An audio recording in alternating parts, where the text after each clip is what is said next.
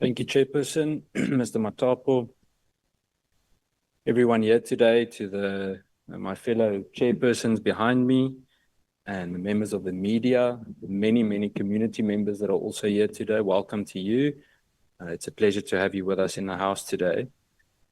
I'm sure we know what the discussion is that's going to come up today. So let's get the laugh out first, and then on a lighter note, before I begin with the formal part, I was joking with someone this morning, and I was having some banana bread with my daughters yesterday morning, and the next moment I see General Mchunu in his task force uniform on TV, and the entire Sunday turned into a Monday. So it's been a very busy 24 hours. On a serious note, I want to speak to integrity in the South African Police Service. Last week, we had the budget review discussion, feedback, and the adoption of the budget. And one of the critical things that I mentioned was the integrity testing process in the South African Police Service. Now, the damning allegations made by the KZN Provincial Commissioner yesterday, Lieutenant General Nhlanhla Mkhwanazi, has placed the necessary focus on the integrity, or rather the lack thereof, in the entire criminal justice system. This is not just an indictment on the South African Police Service or parts of it, it's an indictment on the criminal justice system. If what has been said is true, it explains why the system has not been able to effectively arrest the ever-increasing criminality in the country. The allegations are not only damning to a few individuals, it indicates a whole systematic weakening of the police to enable corruption and to undermine the rule of law. The revelations paint a picture of a very weak system, a very broken system, obviously a corrupt one, corruption riddled in the entire institution of the criminal justice system, and a system that can be manipulated at the whims of a connected few, politically connected or otherwise. In terms of SAPS, it's important to emphasize that they have a constitutional mandate to ensure the safety and security for everyone within the borders of South Africa. And for this calling to be effective, it requires every single one of the men and women in blue to be beyond reproach. And unfortunately, the events of the past 2 to 3 weeks, not only what happened yesterday, indicate something else. And it, in my opinion, has proven that there really is a significant integrity deficit in many parts of the South African Police Service. The arrests of senior officers in the crime intelligence environment over the last few weeks for allegations of fraud and corruption, as well as yesterday's revelations, require urgent action from the President. Now, I think it's one thing that many of us can speculate and move from one side to the other, but it's very important to emphasize the role that the President has to play. I'll come back to that now. As the head of state, the President has a responsibility to implement an intensive investigation into the corruption allegations at SAPS to protect and promote the credibility of the service. The committee welcomes, and this is the Police Committee, the assurance of the President in his latest press release to give the matter due regard upon his return from Brazil, but has urged that this matter be priority number one. Over and above this, the revelations have given credence to the call by the committee for an extensive skills and lifestyle audit. There's not one member of the Police Portfolio Committee that doesn't constantly question the lack of lifestyle audits, and obviously the resolution of Parliament last year that a skills audit must be urgently done. I actually want to go as far as saying we need to go through an entire integrity commission to get to the bottom of the rot in the South African Police Service. In terms of the revelations that have given credence to the call by the committee for these skills and lifestyle audits, starting with all senior management within the South African Police Service, and especially the crime intelligence environment. Every month, as I said, this call is repeated.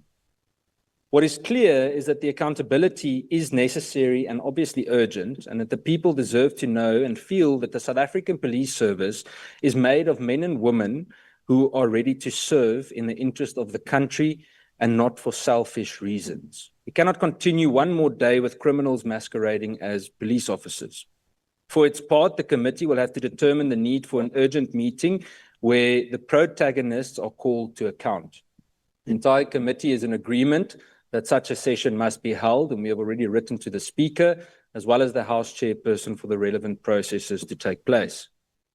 I wrote to the Speaker of the National Assembly yesterday to also ask for an urgent debate on the integrity of the South African Police Service and the implications of the revelations on the credibility and standing of the South African Police Service in the fight against crime. In 2023, you would remember that the minister then, Minister Bheki Cele, stated that 5,000 police officers had been arrested since 2019, and of those, 4,000 were still employed by the South African Police Service. While these numbers might have changed now, probably increased, unfortunately, the continued erosion of integrity is advanced by the nonchalant attitude to consequence management within the South African Police Service. Words without action will allow for lip service to continue, and the lip service assurance on integrity within the South African Police Service. It is high time that both the men and women in blue with an inclination for criminality are fired from the service. Before I go through the action steps proposed, just want to name a few examples that I think are critical to mention. Over the past year, the committee has raised several big questions about corruption, about ill-considered appointments, whether in the Hawks or the South African Police Service, people that get promoted that are certainly not beyond reproach. And to this day, in the majority of cases, we never get an answer to clarify. And we have given more than enough opportunity to get clarity on many of the questions that we have asked. And one of the examples that we used over the last few weeks was quite close to here, in the Cape Flats, where at least 4 or 5 specific examples of members that were arrested for drug trafficking, for involvement of selling dockets, of transporting drugs in police vehicles in uniform, are back at the station, and they are expected to provide frontline services. How is that fair to the general public while we know of criminality in the ranks? I'll come back to that again shortly. Some of the following immediate solutions could be considered, and this is specifically with regard to the integrity challenges within the South African Police Service. The first one is an appointment of some kind of an ad hoc inquiry or commission with a clear timeline to urgently investigate the allegations. And I must emphasize with this the importance of the dockets that were mentioned yesterday by General Mchunu, that those dockets or the processes regarding them should be frozen until an independent inquiry can be done. I think it is a massive risk to just leave them in the system after what we heard yesterday. The second one, is an external independent body to undertake the lifestyle audits for all senior officers from brigadier and upwards. Why do I say that? There's a massive question about vetting, security clearance, etc., in the senior ranks of the South African Police Service. Very often, 2 things are raised. We've asked questions regarding vetting. We very often hear that there's a backlog with the State Security Agency, and therefore vetting is behind. Now, I want to ask you how it's possible that appointments still get made despite that backlog. Surely we can't allow for someone to enter into a position that they haven't been cleared for and don't have the relevant security clearance if it is a critical need for them to be vetted for such. When you become a brigadier, you must have top secret security clearance. And we have it on good authority that many of them do not have top secret security clearance, despite being in those positions, and other ones that are also higher ranked too. I think another part, before I go on with the list, that I must mention with this is also the training excuse that we very often get. Very often we say, but someone isn't qualified for a specific position. The answer that we get is that they would go for a course. But how were they selected in the first place if they didn't complete the necessary courses in the first place? That begs the question. The fourth one is an independent body to undertake the vetting exercise of all senior SAPS officers.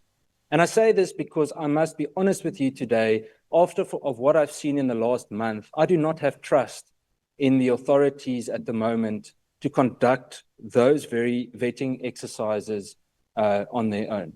I think it is critical for some kind of an independent institution or body to play a role in that process.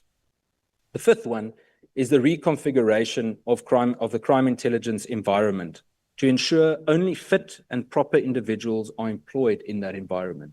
We must be very careful that we don't just replace someone with the next best option or that the relevant investigation isn't completed. We must make sure that it is fit and proper. I see calls for within 24 hours, X must be done, but I want to tell you that the rot is so serious and the problems we have, it causes such chaos that whether it's 24 hours or 72 hours, it's not going to change the situation. We need to do things right and according to the book and make sure if we clean, it needs to be done properly. The second last one is the skills audit for all the senior managers within the South African Police Service. This became a resolution of Parliament last year already in 2024. It has been said in the annual performance plan and the budget of the South African Police Service that this would be implemented before the end of this calendar year. We're still waiting to see it. The last one is the adequate resourcing of the Independent Police Investigative Directorate. It is very clear to us that very often, as soon as IPID engages in certain types of investigations, it is very difficult for them to conduct such an investigation independently. Many people would differ from me and would say that that is not the case. But when you speak to IPID investigators, you realize what the stresses are that they work under. And it's the same with internal anti-corruption investigations in the South African Police Service. We had a very promising visit recently from the Kenyan version of IPID, IPOA, here at Parliament, arranged by APCOF. And it was a phenomenal discussion to see how independent they actually function. Because of their independence, they don't actually report to the same minister as the police, because otherwise, how do they ensure ultimate independence? I think it was a very useful discussion to be had, and we all agreed that that is the direction we need to move in. Unfortunately, little or no substantive response has been given regarding serious matters of criminal and disciplinary misconduct within SAP's ranks and from the highest to the lowest level, as I mentioned earlier. Many of those flagged as being involved in serious offences are still working, some even out on bail after being charged for significant transgressions.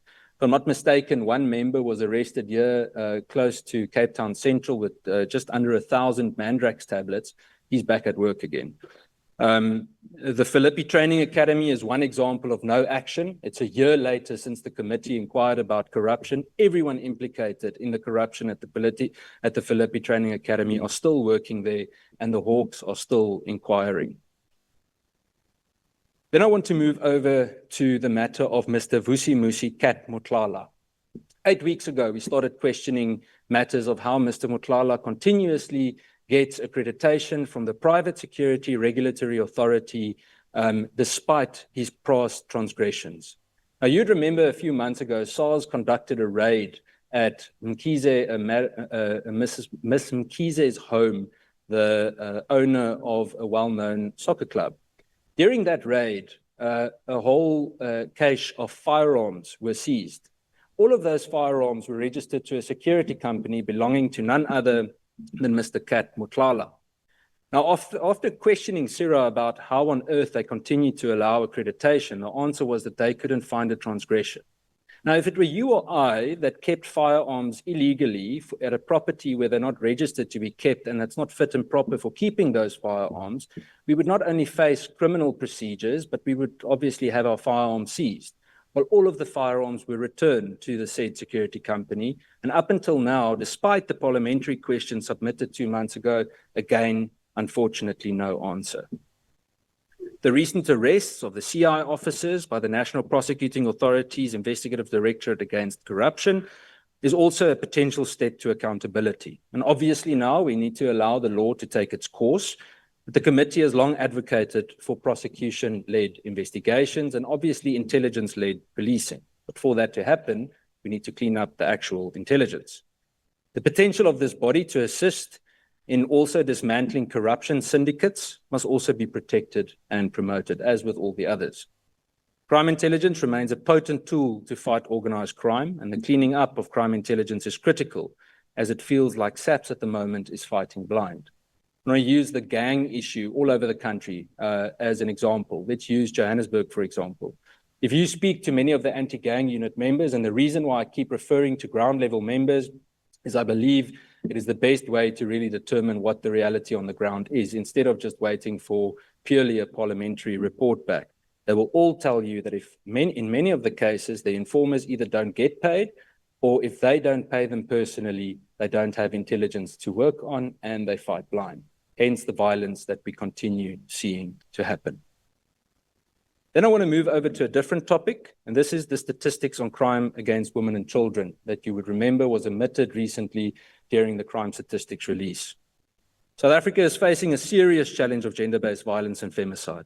The omission by SAPS of disaggregated data on crimes against women and children, specifically regarding murder and assault with the intent to cause grievous bodily harm from the fourth quarter crime statistics of 2024-25 financial year, is both concerning and totally illogical.